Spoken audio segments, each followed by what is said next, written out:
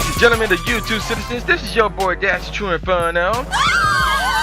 Back at it with another Black Ops 2 commentary video. This was a funny gameplay because I basically took over in the second half here, even though I couldn't change the final outcome. But let me get into everything I want to get into today rather, because I got a lot of stuff to cover. First and foremost, the NBA playoffs have reached that final point. We are now at the NBA finals, and outside of two first-round matchups, Portland beating Houston and Washington beating Chicago, everything else went status quo up to this point. You know, the Spurs made it all the way to the finals, did it all this year, so my predictions remained the same.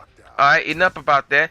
Big news regarding my upcoming beat album, The OGs. It will be available for listening purposes on YouTube. Yes, so for those of you who like listening to albums on YouTube, it will be up there on the day of the release. Of course, you can always download it on trueinferno.bandcamp.com, or you know, for more information is on my personal website, tru-inferno.co.nr.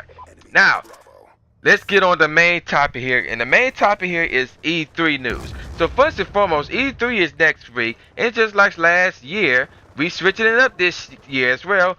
So next Wednesday, it would be a new episode of The J Show. And then that Saturday, it would be my big Call of Duty review and comment, and basically share with y'all my reactions and my opinions about everything that went down at E3. So you're looking at another 5, maybe 6 videos not this Saturday, but next Saturday.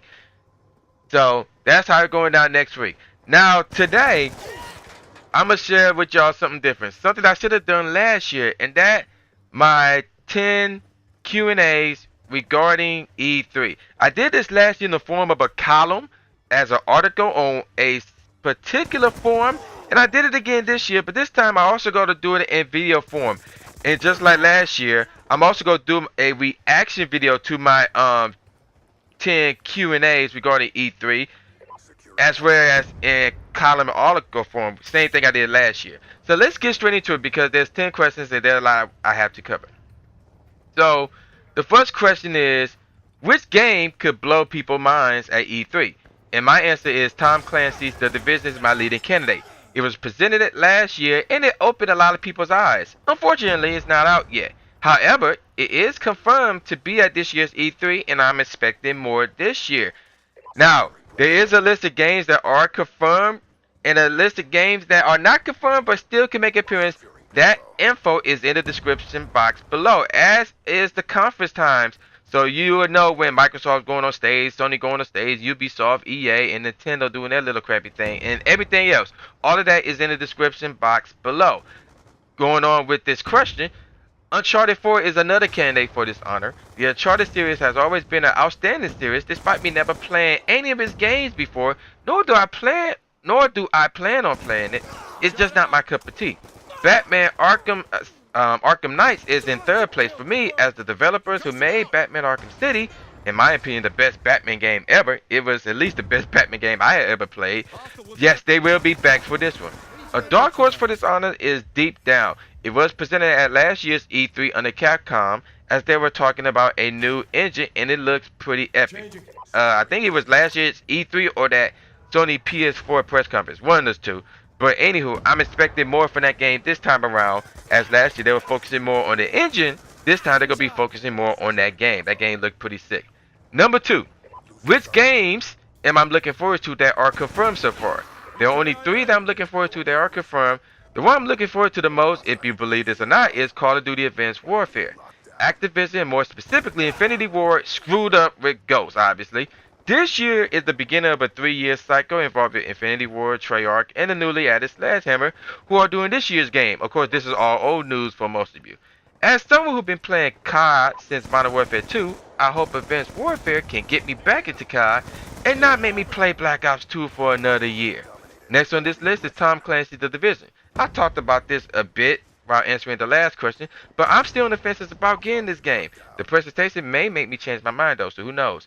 Third on this list is no no-brainer, Ultra Street Fighter 4. Now, despite me being a big Street Fighter fan, I will admit that all these remakes of the exact same game is getting annoying with the Street Fighter 4, Super Street Fighter 4, Super Street Fighter 4 Arcade Edition. Can we get a Street Fighter 5 or better yet, a game that most of you forgotten already, Tekken X Street Fighter, which is not the same as Street Fighter X Tekken. Alright, number 3. Which games am I looking forward to that are not confirmed to be at E3 so far? There are 4 on this list. The first 3 was presented at last year's E3. Final Fantasy 15, Mirror Edge 2, Kingdom Hearts 3, and Kingdom Hearts 2.5. I'm expecting release dates for all except Kingdom Hearts 3 and maybe Mirror Edge 2. Big emphasis on the maybe part. Number 4, after E3, which one will appear to be the king of shooter games, Call of Duty or Battlefield? Now, we saw Titanfall had its 15 minutes of fame, but that was it. As I said while answering question 2, Sledgehammer is making this year's COD under Activision. Now, this is the same company that did the multiplayer for Modern Warfare 3, and it was half and half for the criticism the multiplayer received for that game. At the moment, COD is king in the shooting game world. However, with the disappointment of Ghost and Battlefield on the rise, Battlefield is getting close, in my opinion. Will this year be the year Battlefield take over? Another reason why I'm interested in this game is because I heard and read rumors of another Battlefield entitled Battlefield 5. Now, if both Battlefields, Battlefield 5 and the actual confirmed one, Battlefield Hardline, comes out this year, even though I doubt that, but who knows, and both of them are good, then Battlefield may take over. If Advanced Warfare is as good as I expect it to be, then COD will retain its title. Number 5. What to expect from EA? Hopefully a lot. EA Sports, let's start with USC for starters. It was presented at last year's E3 and it's still not out yet. Now, outside from every other EA game with the exception of some Madden games and the latest live games, EA has been a pretty good success. However, UFC has been on the shelf for a while, despite the UFC games has been good in the past as well. Now it's trying to make a comeback, but the question is, will it still be good? We always talk about Battlefield Hardline and a possible Battlefield 5.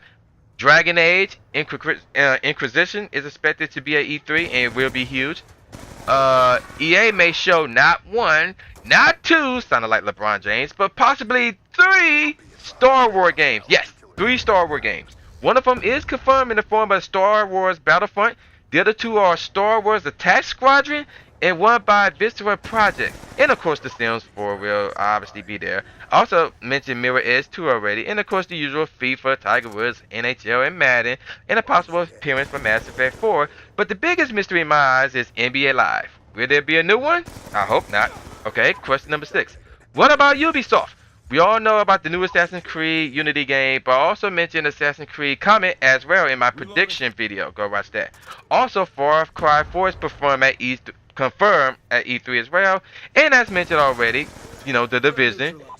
And also on the list, Beyond Good and Evil 2 as well, and more information on the crew, but not much from Ubisoft outside of everything I mentioned. Number 7. Which game or games will make me sigh and shake my head? Killer Instinct Season 2. Why is there a Season 2? I didn't like how it was presented in the form of buying characters rather than the whole game. Now, don't get me wrong, I'm not saying the game itself is awful or anything like that. I'm not sure. It looked good, but I don't know. Now, as far as everything else, it's just a lack of fighting games. It's just this, the Killer Instinct, and Ultra Street Fighter 4 at this year's E3. That's it. Nothing about Tekken, Soul Calibur, Injustice, or anything else. However, they did confirm a Mortal Kombat 10. Now, will that be at E3? Who knows? Number 8. Which video game company outside of those that make systems will have the best showing? EA. They have more games to present, not to mention Mirror Edge 2. That game alone tops any game Ubisoft can present. I know they got The Division, but Mirror Edge 2, come on now. Number 9.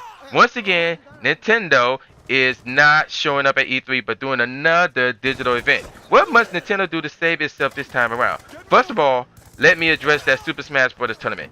It's a good idea to show people actually play games at E3. However, I doubt anyone will want to sit by and watch more than 8 people play. I believe they got 16 people playing, and then out of those 16 people, 8 will advance, and out of those 8, 4 will advance. So we're talking about 7 games going on here. Now, it's not been confirmed that the recent announced Pokemon games will be E3, but I don't mind either way because they're basically knockoff from the old Pokemon games that were created in the past. Now, Bayonetta 2, Hyrule Warriors, Shin Megami Tenshin X Fire Emblem, and especially that X game, the Monolith Project, must be at E3. That X game may be the only reason why I may get a Wii U. Most importantly, these games must have 2014 release dates. Finally, The Legend of Zelda for the Wii U. After the release of the Wii U, there haven't been a brand new Zelda game for this system. In fact, only one Zelda remake was made for the Wii U, which was Wind Waker. Stupid Nintendo, that was just stupid. This may be Nintendo's last chance to be relevant in the console wars, as the Wii U is dying. A brand new Zelda game that is not a remake could save it, or be a huge step in saving it. And finally, question 10. Last year, Sony won against Microsoft as far as their conferences with the whole system war, whatever. Who wins this year? Sony won last year because of the fact that Final Fantasy 15 and Kingdom Hearts 3 were presented as PS4 exclusive at that particular time, and the fact that it's cheaper, and it wasn't like a big brother scenario to gamers like the Xbox was, with the whole the Kinect gotta be on at all times, make sure it's watching you, you gotta check in 24/7. You couldn't share your games rated by your games have to be authentic, all this crap. So at that point, it was like, obvious Sony won. Now, of course, all that changed, but Sony still won because of the price. This year, I'm leaning towards Microsoft because of what they will do this year and what they did last year. Microsoft presented some exclusive games that was at E3, and they actually came out with their heavy hitters being held back. The PS4 presented some exclusive games, and most of them are still not out yet. In fact, The Order 1886, which could have been PS4's saving grace, was delayed, so that will hurt them a lot. Microsoft got Gears of War 4, Halo 5 Guardians, Halo the Master Chief Collection, if you want to count that. It's basically a reboot of the old games, but in the updated system, whatever. Project Spark, Quantum Break, and Sunset Overdrive. That's a lot of heavy hitters. Not to mention the Xbox One would be $400 on that day of their conference, June 9th. And that's because it's only $400 without that annoying Connect. So that's a plus to some degree, because I believe it should be $350 instead. Sony have possibly a new God of War and obviously Uncharted 4. Sony will need the help in the form of Square Enix and especially Final Fantasy 15 and Kingdom Hearts 3 like they did last year. If both of those games have release dates, whether it's this year or next year, I could care less. Uncharted 4 has a release date. And that's a key word here, and a new God of War is revealed with the release date, then Sony will win, but barely. If one of these things does not happen, Microsoft wins this year. So yeah, those are my 10 Q&As for this year's E3. Now, like I said, 2 weeks from now, I will see if I got those answers correct. So, if there's anything that you agree with or disagree with, or there's any questions of your own about this year's E3, let me know on the comment section below. As you can see, the game has been over and we lost, unfortunately. But these things happen despite me feasting and feasting. This is the new Jay Gatsby saying peace out, y'all, and see y'all this Saturday.